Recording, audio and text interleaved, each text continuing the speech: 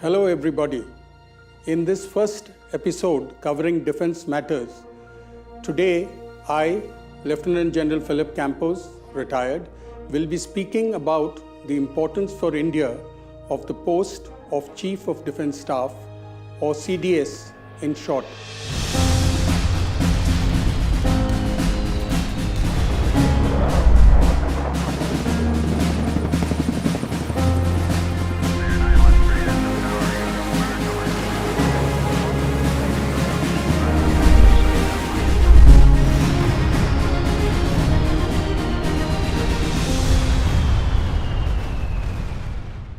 The tragic helicopter crash at Coonoor on December 8, 2021, in which we lost General Bipin Rawat, the incumbent CDS, and 13 others, including his wife, reminded us of the fact that the country had had a CDS since the past nearly 2 years, a post which had come into being for the first time on January 1, 2020.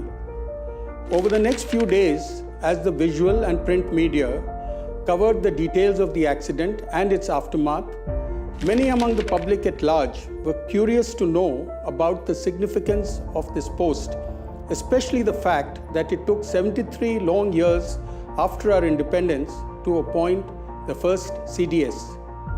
The importance of having a CDS as the country's highest-ranking military officer lies in the crucial role he is required to play as the formal one-point source of advice to the government on operational and administrative matters pertaining to the military.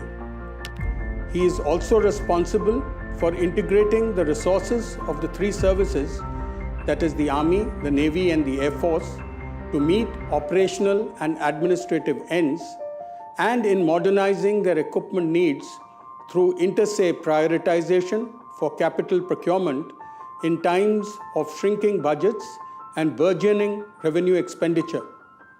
It is also obvious from the experience of the last 2 years that till the related structures and processes are formally put in place, the CDS would meet significant challenges in his efforts to integrate, modernize, and indigenize India's defense forces, especially from those who perceive any threat to their individual turfs. Hence, it has been considered appropriate that the very first episode of this program would attempt to clarify some of these issues related to the CDS. The post of CDS or its equivalents have been in existence in all modern militaries of the world for a long time now. The post of Chairman Joint Chiefs of Staff in the United States has been in existence since 1949, and the CDS in the United Kingdom since 1959. China, Russia, France, Germany, and even Pakistan have their equivalent posts, though their roles vary depending on a number of factors, most importantly, the political structure of the country.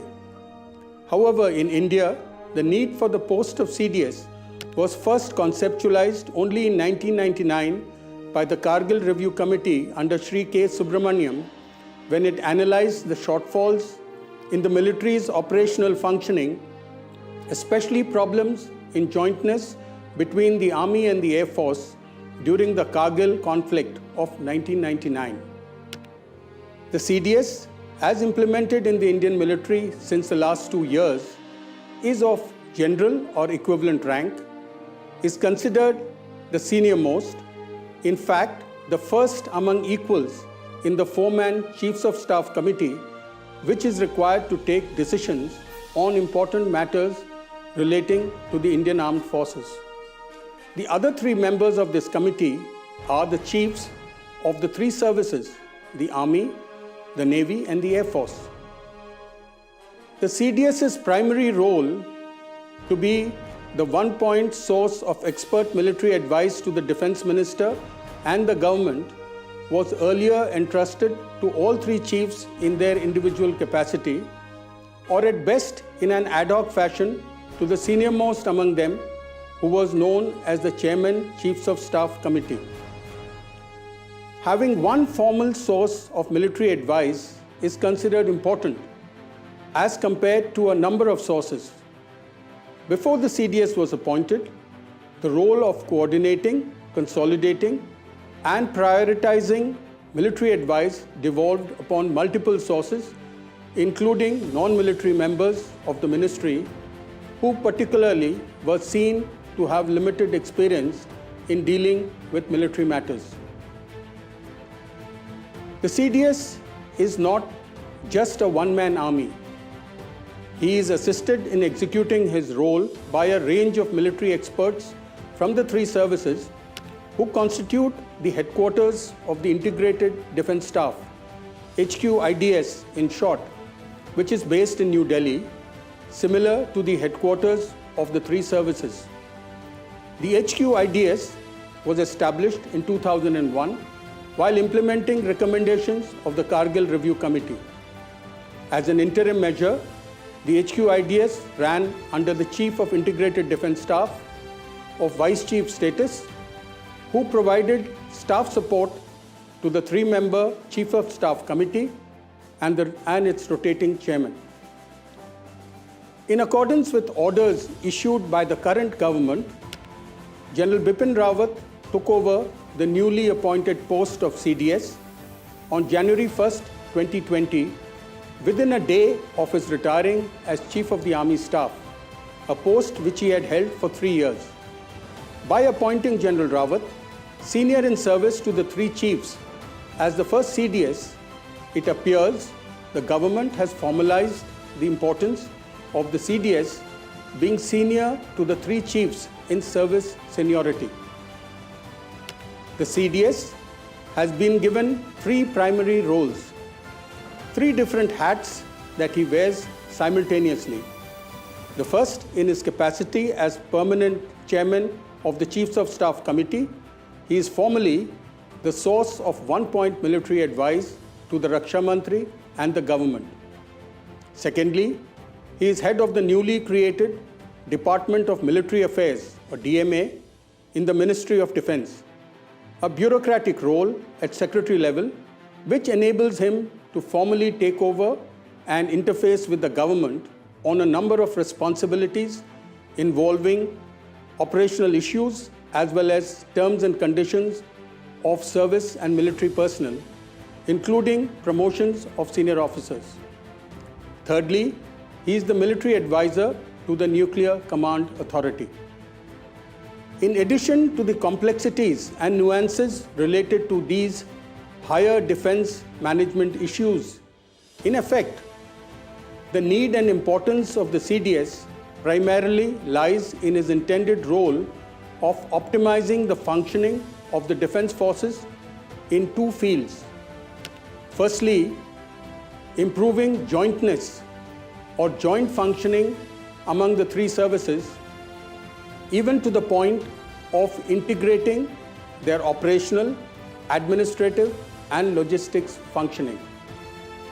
And secondly, the CDS, as a member of the Defence Acquisition Council, has been given a major role in allocating priorities among the competing weapon and equipment acquisition requirements of the three services.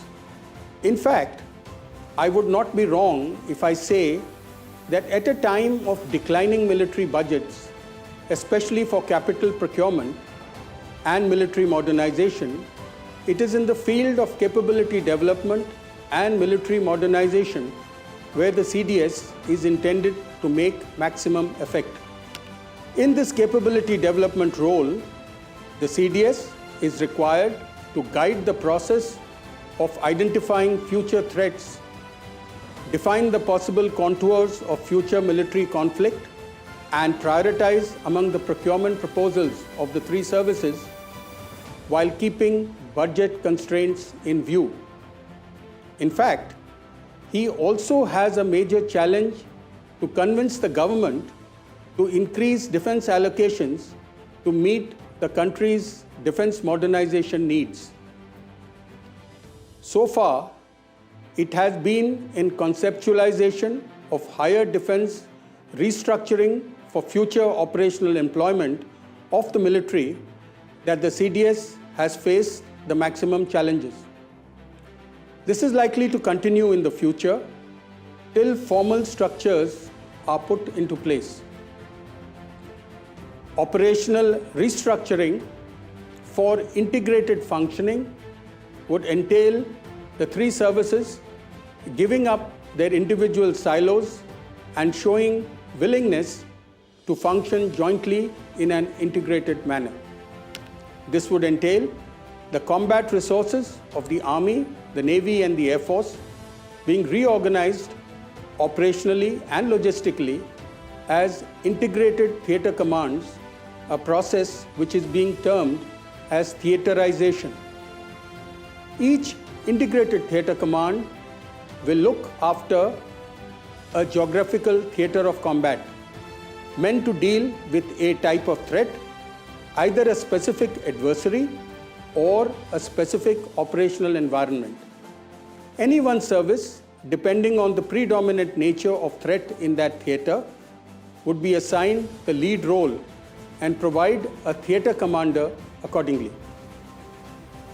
Thus, it is possibly being visualized that all resources of the three services, hitherto functioning under their separate geographical commands, to address the same military threat. For example, the Eastern Army Commander at Calcutta and the Eastern Air Commander of the Indian Air Force based at Shillong could be integrated as the Eastern Integrated Theater Command based at one location, possibly under a commander from the Army. This is because the theater, similar to the Western Integrated Theater Command, would be tasked to deal with land warfare predominant threats across the country's disputed land borders. Such a move, when implemented, would definitely result in optimization of operational and logistic resources of the military.